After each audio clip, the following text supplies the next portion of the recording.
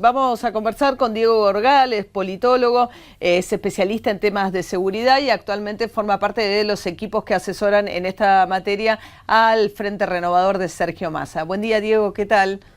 ¿Qué tal? Buen día, María.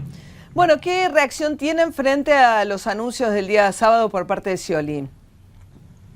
Bueno, por un lado, creo que es positivo el reconocimiento de una situación que desde hace muchos años veníamos algunos advirtiendo, y desde distintos sectores políticos también se mencionaba el deterioro que ha venido aconteciendo en los niveles de seguridad en general y particularmente en ciertos aspectos vinculados con la violencia en la provincia de Buenos Aires, que también hay que decir es algo que se observa no solamente en la provincia de Buenos Aires, sino también en muchos sectores del país.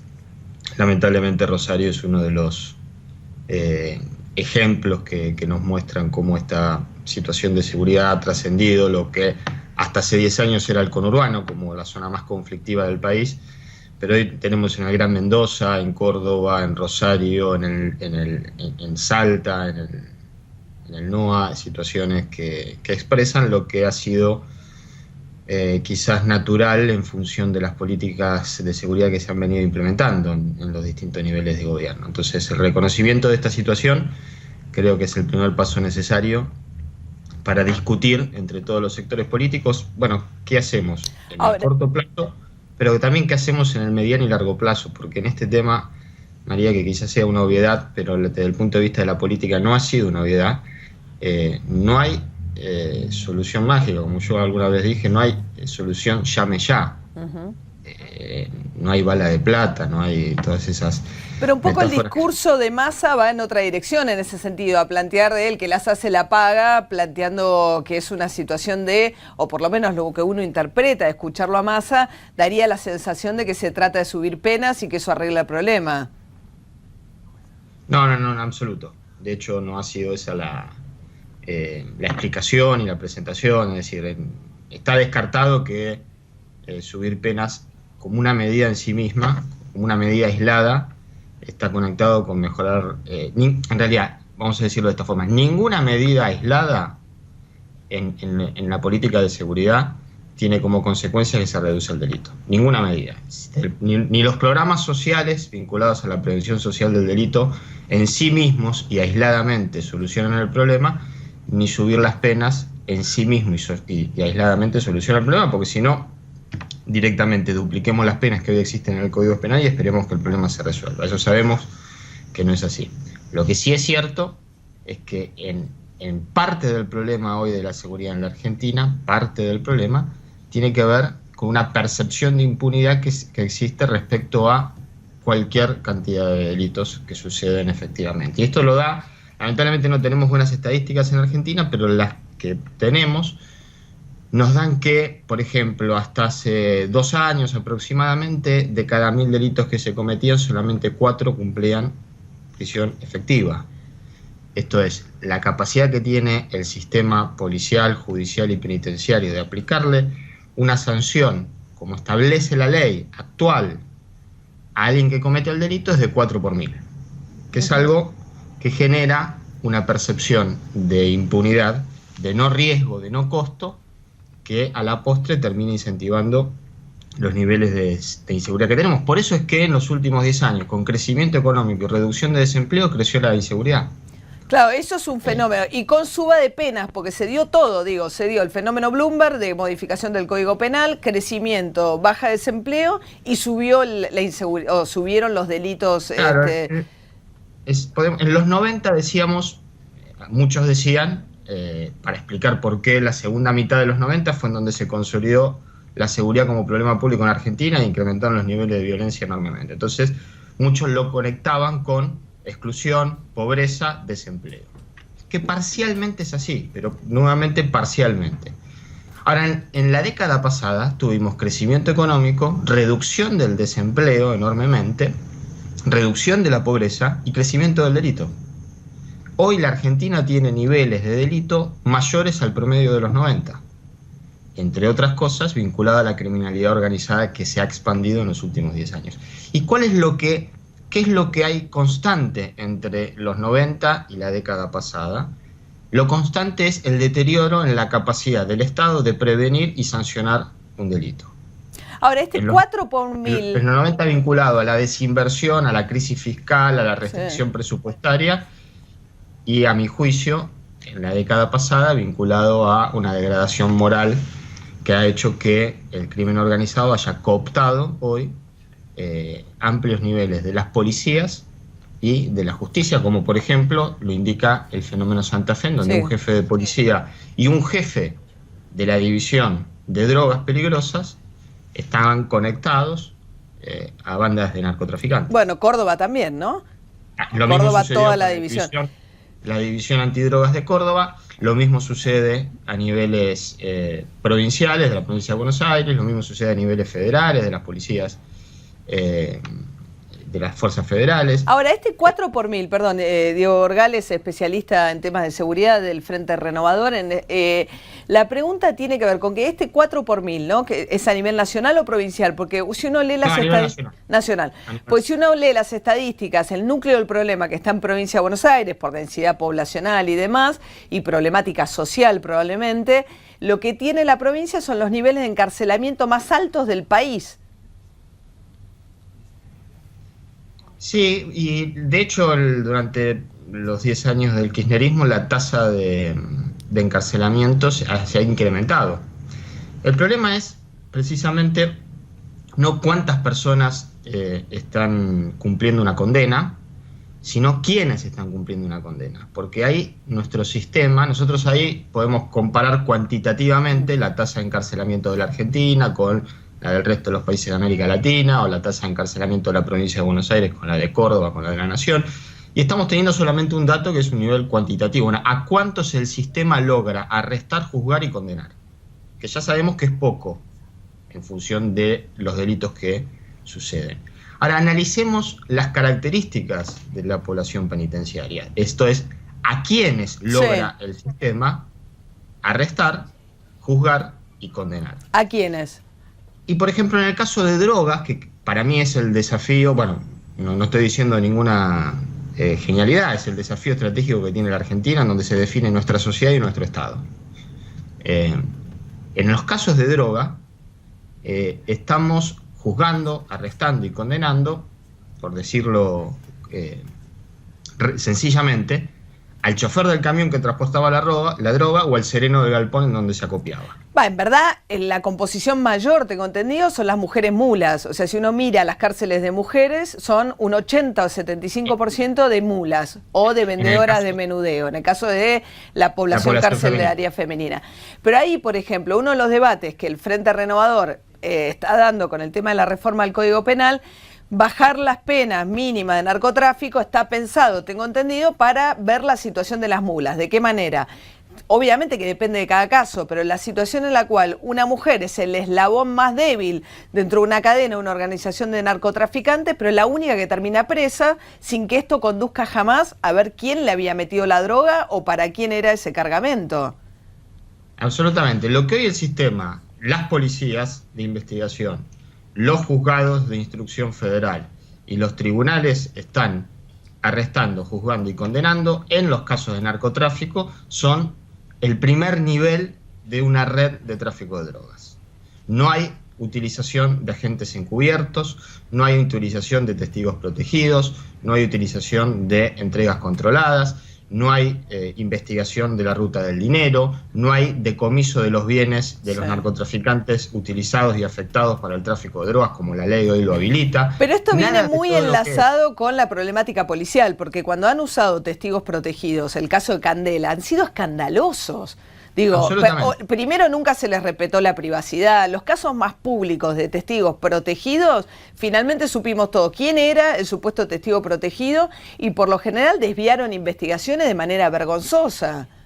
Absolutamente. Y el resultado es que el sistema, cuando analizamos las características de la población penitenciaria condenada por causa de tráfico de drogas, termina siendo lo que es para la red de tráfico de drogas los elementos más intercambiables y menos costosos. De allí que, a pesar de haber incrementado de una proporción enorme la droga decomisada entre el 2005 y el 2011, que son los datos disponibles más nuevos, estamos hablando de un incremento enorme en la cantidad de droga decomisada. El precio de la droga no ha caído, el consumo ha aumentado y la oferta es mayor. Es decir, no le hemos hecho, desde el punto de vista de la política de drogas, no le hemos hecho mella a la oferta de droga ni al mercado de la droga. Entre otras cosas porque la Argentina sigue respondiendo a la problemática de drogas decomisando droga, cosa que en el mundo está probado que no tiene ningún efecto concentrarse en el decomiso de droga. El precio de la droga tiene márgenes tan grandes que contiene en ese precio el costo de perder 8% del cargamento anual. ¿Qué es lo que nos pasa? Entonces, no creo que, como decíamos, no solamente nos tenemos que quedar con el número de la población, de la tasa de población encarcelada, sino también analizar cualitativamente quiénes son los que el sistema hoy logra arrestar, juzgar y condenar, y ahí el problema es todavía más grave. Pero esto, por si uno mira las cárceles varones, ¿no? Hablábamos de las cárceles mujeres, que son fundamentalmente mulas. Las cárceles varones, por lo menos en provincia de Buenos Aires, donde decíamos los índices de encarcelamiento son los más altos del país. Ahí son todos chicos jóvenes, o sea, lo cual habla de un drama hacia adelante, pues son, la mayoría tienen 20 y pico de años, y la incidencia de los que pasaron por instituto de menores, que terminan en cárcel de mayores, es enorme también, con lo cual, desde el instituto de menores ya hay una falla enorme que hace que impide que eso se siga prolongando en el tiempo. Cuando son mayores terminan siendo condenados con 20 años, 18 años, 19 años, y es muy difícil revertir ese proceso con los índices de reincidencia que después se registran. Absolutamente. Si uno analiza en un año, en cualquier año, esto se repite en todos los años, las sentencias de todos los tribunales penales de todo el país, por edad, la edad que más sentencias recibe son los 18 años. La segunda edad son los 19 años. La tercera edad son los 20 años.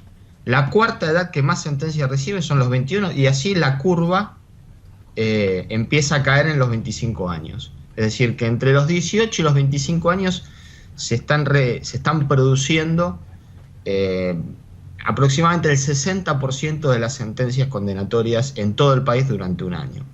Esto que nos revela... Entre los 18 y los 20... Entre los 18 y los 25. O sea, el 60% de los que entran a las cárceles cada año tienen entre 18 y 25. Es impresionante. Si uno analiza...